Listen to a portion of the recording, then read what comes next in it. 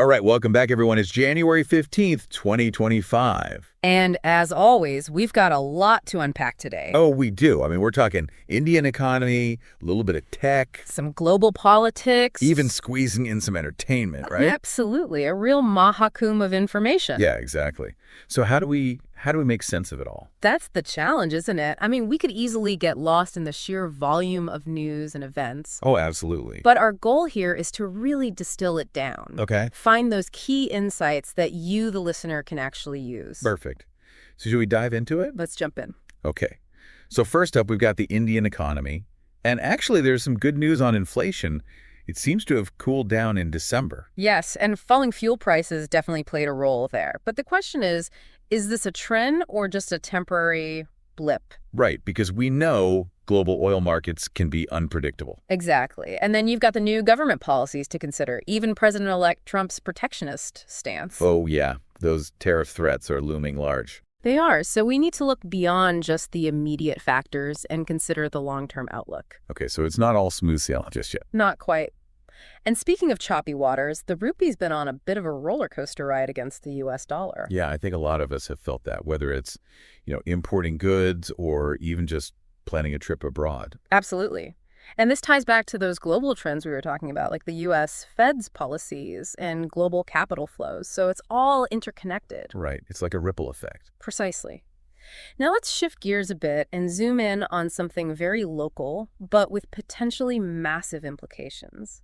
The redevelopment of Dharavi in Mumbai. Yeah, I mean, this is a huge undertaking, right? A massive project that could completely reshape Mumbai's real estate. Absolutely. It's got the potential to create new opportunities, better housing, infrastructure, but there are also risks. Like gentrification and displacement of existing communities. Exactly. So we need to consider all sides of the story, the potential benefits and the challenges. So much to unpack there. It's almost like a mahakum in itself, isn't it? Yeah. So many different forces converging. It is. And speaking of complex landscapes, let's dive into the tech world, specifically the edtech sector, which has seen some interesting shifts lately. Yeah, they were the stars of the pandemic, weren't they? But now, not so much. It's been a bit of a reality check, hasn't it? Schools and universities have reopened, and the demand for online learning has naturally decreased. So that initial surge was bound to level off. Yeah. Plus, you've got a very saturated market now. Lots of competition, funding drying up. It's tough out there for edtech startups. So just having a good idea isn't enough anymore. You need to be able to navigate this, this crowded and constantly changing market. Exactly. Adapt and evolve. Okay, ready for another tech trend? Get me. Electric vehicles.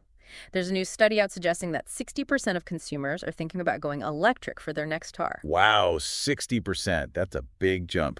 But who are these people? And what's driving this shift? Well, that's what we need to look into. Is it environmental concerns, rising fuel costs, the appeal of new technology? Maybe it's a combination of all of the above. Probably. And on that note, there's another interesting development we need to discuss. Tata Electronics is ramping up iPhone production in India. Right, and at the same time, HCL Tech is reporting a surge in AI-driven deals. So is this signaling a major shift in global manufacturing? Potentially. But don't forget about those U.S. chip export restrictions. Those are still in play, which adds another layer of complexity. Oh, for sure. It's like every step forward comes with a new hurdle. It's a constant balancing act, finding opportunities amidst the challenges, but that's the nature of things, isn't it? Definitely. Okay, let's switch gears again. Time for some global politics. And the big news, of course, is President-elect Trump's return and the potential for a new wave of protectionist policies. Yeah, this is something we need to keep a close eye on. Those tariffs could have a real impact on India, particularly on trade and inflation. Right. And then there's this news about China potentially allowing Elon Musk to buy TikTok's U.S. operations. Talk about a power play. It's a fascinating development, a real geopolitical chess game. We need to understand China's motives here and what it could mean for India in terms of, data privacy and tech competition. It's like everyone's jockeying for position on the world stage.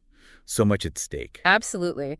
And amidst all this, we have India's external affairs minister saying that India has the potential to resolve global conflicts. That's a bold statement.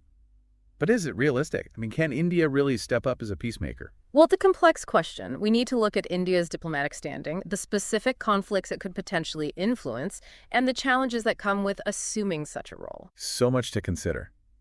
Okay, before we get too lost in the world of global politics, I want to talk about something we can all relate to: information overload. I mean, the amount of content we consume on a daily basis is just overwhelming. It really is. One of our sources mentioned that the average Indian internet user spends over 2.5 hours online every day. And that's not even counting TV or other media. It's like we're drowning in a sea of information. It's like trying to navigate the Mahakumbh itself. So much happening all at once that it's hard to know where to focus. Exactly. So how do we deal with this? Well, that's where the Mahakumbh metaphor comes in handy. Think about it.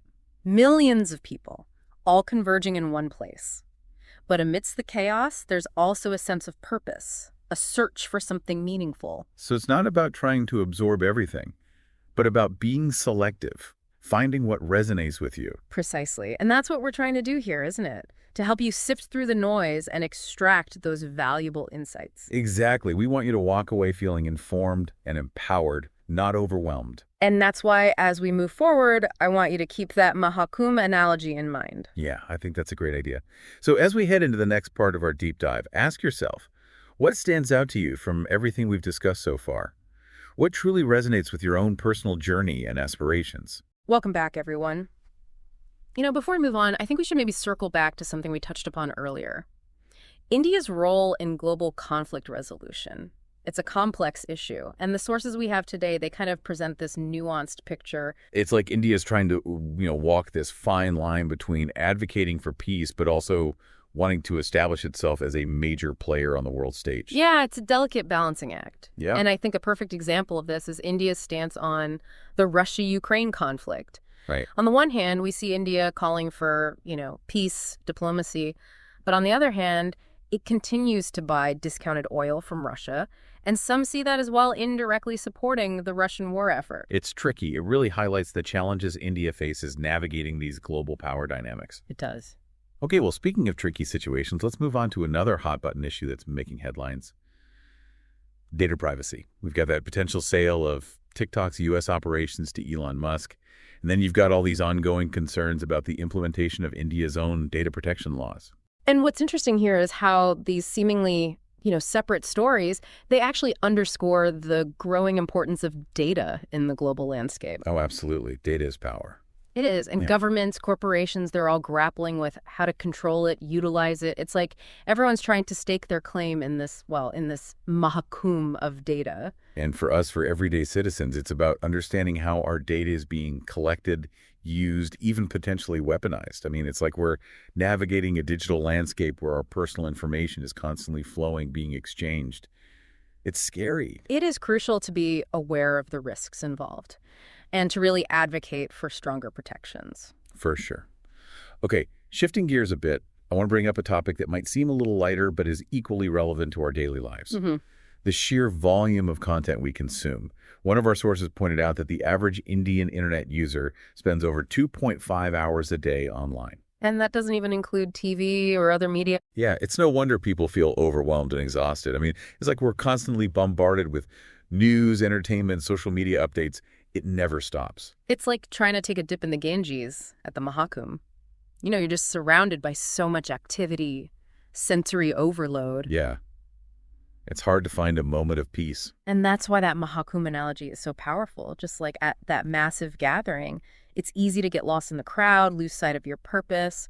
So the key is to be mindful, right? Yeah. Of your information intake. Focus on quality over quantity. Choose what you consume. Exactly. Be an active participant, not just a passive consumer. That's it. Now, before we move on to our final section, I'd like to revisit a couple of other points from our sources. One article highlighted the challenges faced by India's edtech sector. A lot of startups shutting down. It was surprising, wasn't it? I mean, they were the darlings of the pandemic. What happened? Well, schools and universities reopened, so the demand for online education, naturally, it decreased. Plus, you've got a lot of these edtech companies struggling to adapt, differentiate themselves from the competition. Right. And the funding environments become much tighter. It's harder to survive. So it's not just about riding the wave of a trend, it's about having that solid foundation. Absolutely. On a slightly more positive note, we also saw some encouraging developments in the electric vehicle space. A new study suggests that consumer interest in EVs is rising. I think it was over 60% of respondents considering an electric car for their next purchase. It is a promising sign, but as we discussed earlier, we need to dig a little deeper.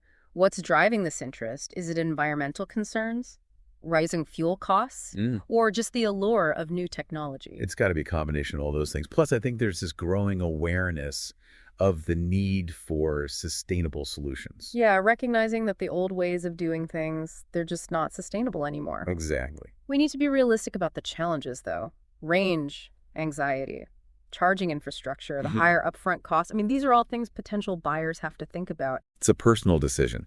But it is encouraging to see that more people are at least considering the option. It is. Shows a shift in mindset. And let's not forget that broader economic and geopolitical context. Tata Electronics boosting iPhone production in India. HCL Tech reporting that surge in AI-driven deals. There's a lot of potential here. But as we've seen, there are also challenges. Right.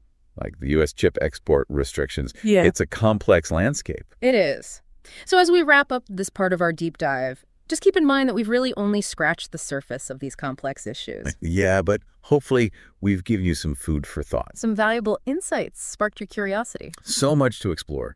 We've really journeyed through a mahakum of information today, haven't we? We have. From the Indian economy to global politics to tech trends, it's been a whirlwind. But I think there's a common thread through it all. What's that? The power of individual choice. Like the mahakum itself, right?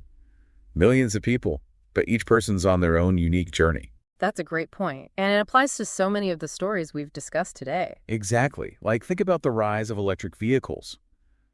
People now have the choice to embrace a more sustainable future or stick with traditional cars. A decision with big implications, both personal and global. Right. And even with all the economic uncertainty, individuals can take steps to protect themselves. Diversify investments, be mindful of spending, maybe even explore new career paths. It's about taking control, not just being swept along by events. And let's not forget the power of individual voices, especially with all these concerns around data privacy. It's up to each of us to speak up, demand stronger protections, hold corporations and governments accountable. Our choices matter, individually and collectively. It's like those pilgrims who journey to the Mahakumbh. They come together with a shared sense of purpose. Exactly. And as we navigate this overwhelming flow of information, it's crucial to remember that we have the power to choose what we consume. We're not just passive recipients, are we? Absolutely not. We can shape our own information landscape. Be selective, seek out diverse perspectives. Critically evaluate the content we encounter. Exactly. It's about being intentional. So we come back to that Mahakumbh metaphor once again. Even in that vast sea of humanity, each individual has the power to chart their own course. To seek meaning, connection, and make a contribution. Beautifully put. So as we wrap up this deep dive, what resonated with you most today? What insights will you carry with you? And most importantly, what action will you take based on what you've learned? Remember, even small actions can create big change. Keep exploring, keep questioning, and keep choosing your own path. Thanks for joining us. Until next time, keep diving deep.